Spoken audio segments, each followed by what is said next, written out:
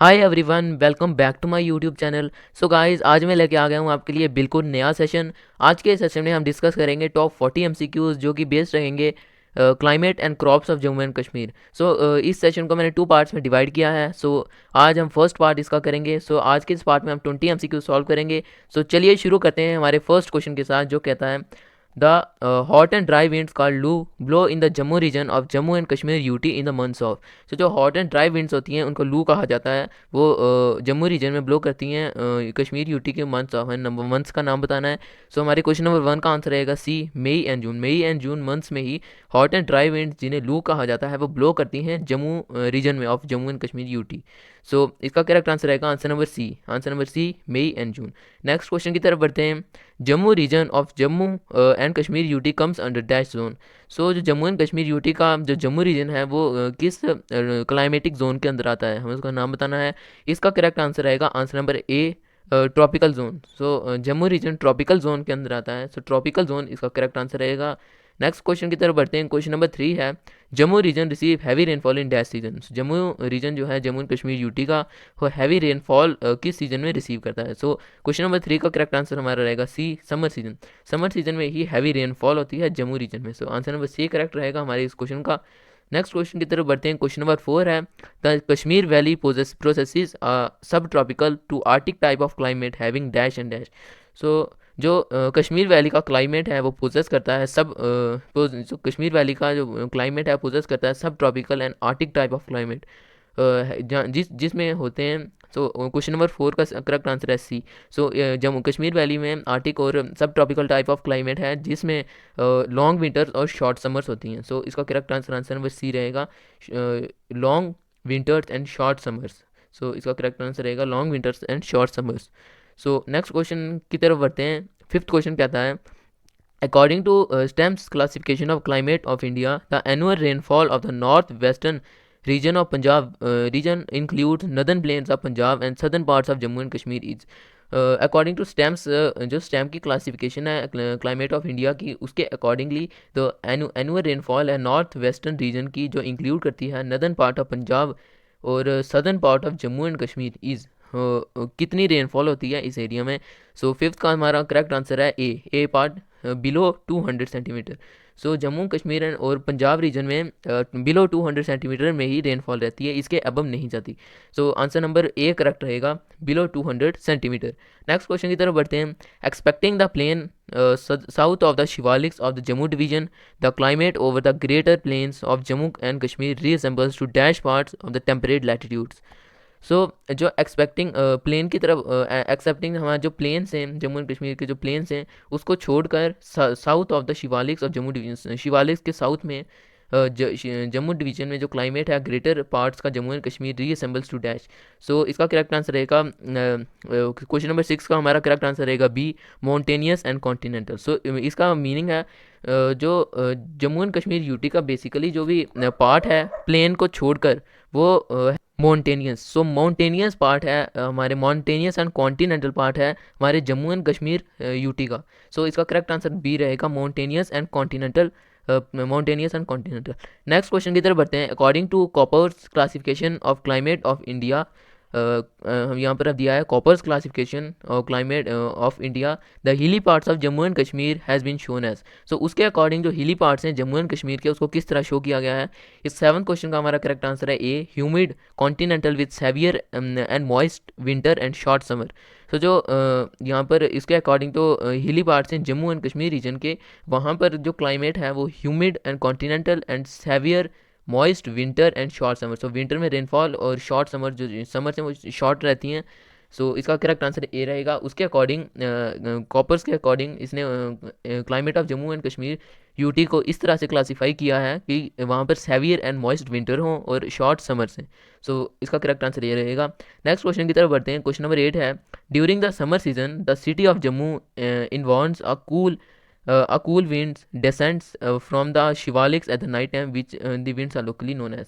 जो winds हैं summer season में जो ब्लो करती हैं जम्मू सिटी में, वो शिवालिक माउंटेन से ब्लो करती हैं नाइट टाइम में जम्मू सिटी तक, उसे हम क्या कहते हैं? सो क्वेश्चन नंबर 8 का करेक्ट आंसर है B, Dadu winds. Dadu winds कहा जाता है इन विंड्स को जो शिवालिक माउंटेन से है जम्मू सिटी तक ब्लो करती हैं नाइट टाइम में। करेक्ट आंसर रहेगा बी। नेक्स्ट क्वेश्चन की तरफ बढ़ते हैं। The union territory of Jammu and Kashmir receives heavy rainfall and snow in winter season due to. So जो यूनियन टेरिटरी है जम्मू एंड कश्मीर की रिसीव करती है हैवी रेन और स्नोफॉल इन विंटर सीजन। तो क्यों रिसीव करती है, इसका हमें रीज़न बताना है।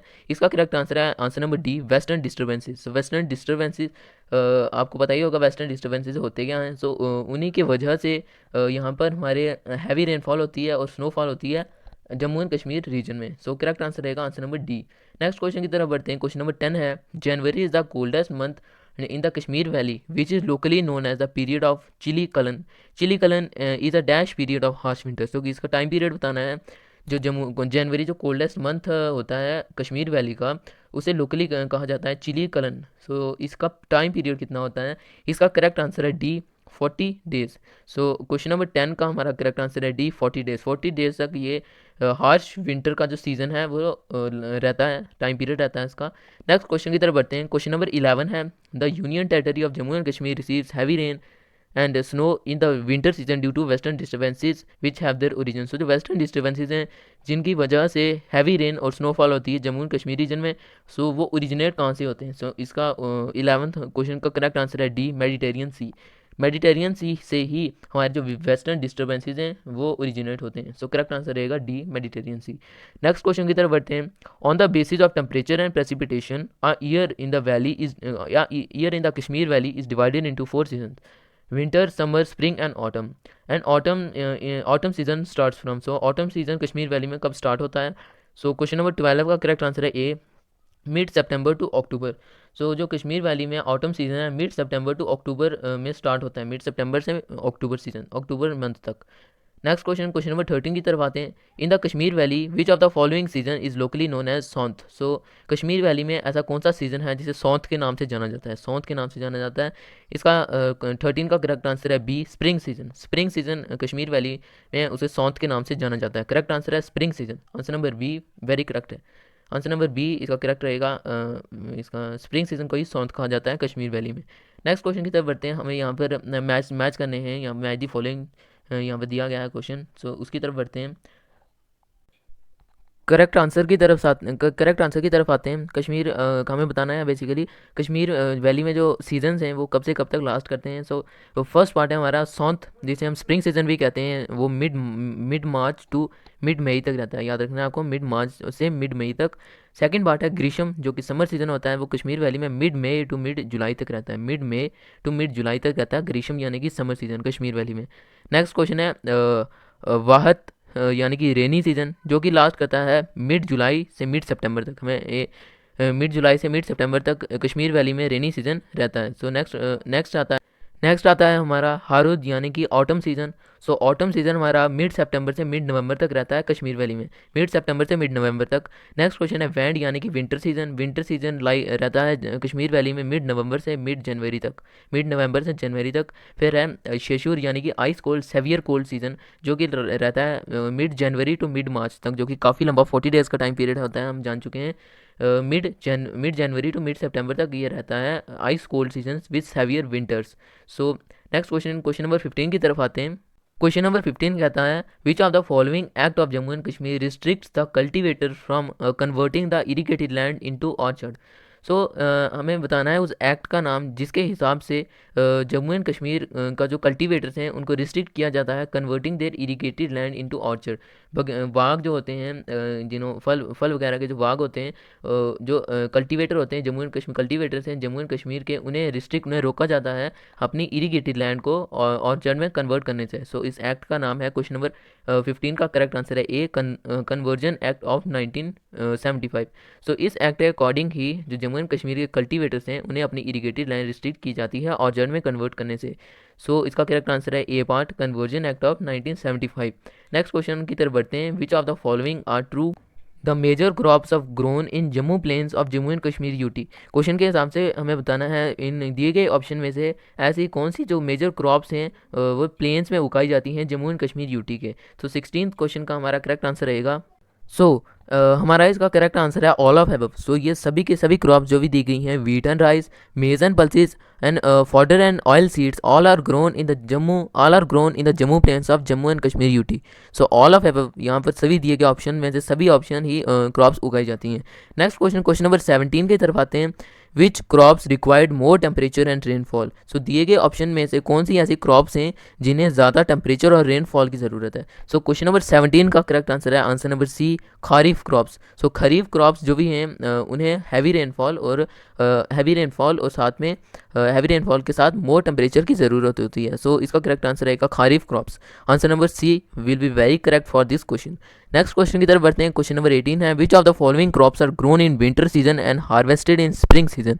सो दिए गए ऑप्शन में से ऐसी कौन सी क्रॉप्स हैं जो ग्रो की जाती हैं विंटर सीजन में और उन्हें हार्वेस्ट किया जाता है स्प्रिंग सीजन में। क्वेश्चन नंबर 18 का हमारा करेक्ट आंसर है बी, रबी क्रॉप्स। रबी क्रॉप्स जो हमारी क्रॉप्स होती हैं उन्हीं को विंटर सीजन में कल्टीवेट किया जाता है और समर सीजन में कट किया जाता है। सो इसका करेक्ट आंसर रबी क्रॉप्स रहेगा, वेरी करेक्ट रहेगा ये आंसर। नेक्स्ट क्वेश्चन की तरफ बढ़ते हैं। Which of the following food grains occupies the largest part of cropped area of the union territory of Jammu and Kashmir. So कौन सी फॉलोइंग जो भी फूड ग्रेन है दिए गए ऑप्शन में से लार्जेस्ट पार्ट ऑक्यूपाई करते हैं union territory of Jammu and Kashmir. So 19 question का करेक्ट आंसर है सी, मेज़। मेज़ यहाँ पर उगाई जाती है, तो यही ग्रेन सबसे ज़्यादा पार्ट ऑक्यूपाई करता है Jammu and Kashmir union territory में। So answer number C very correct रहेगा इस क्वेश्चन के लिए। नेक्स्ट क्वेश्चन की तरफ आते हैं। क्वेश्चन नंबर आज का हमारा सेशन का लास्ट क्वेश्चन है, पार्ट 1 का। क्वेश्चन क्या आता है, which of the following is the largest grown crop in the Kashmir valley. So Kashmir valley में ऐसी कौन सी दिए गए ऑप्शन में से लार्जेस्ट क्रॉप है जो ग्रो की जाती है कश्मीर वैली में। सो इसका करेक्ट आंसर है हमारा ए पार्ट, यानी कि राइस। राइस हमारी जो लार्जेस्ट क्रॉप है ग्रो की जाती है कश्मीर वैली में। सो इसका करेक्ट आंसर राइस रहेगा। सो इसी के साथ हमने आज का इस सेशन में 20 MCQ सॉल्व किए हैं। आई होप आपको इन क्वेश्चन की समझ आ रही होगी और आप ये सॉल्व मेरे साथ साथ कर रहे होंगे। नेक्स्ट सेशन के लिए वेट कीजिएगा। नेक्स्ट सेशन में आपके लिए जल्दी ही लेके आऊँगा जिसमें हम नेक्स्ट 20 MCQ सॉल्व करेंगे। So that's all for now. Thank you very much.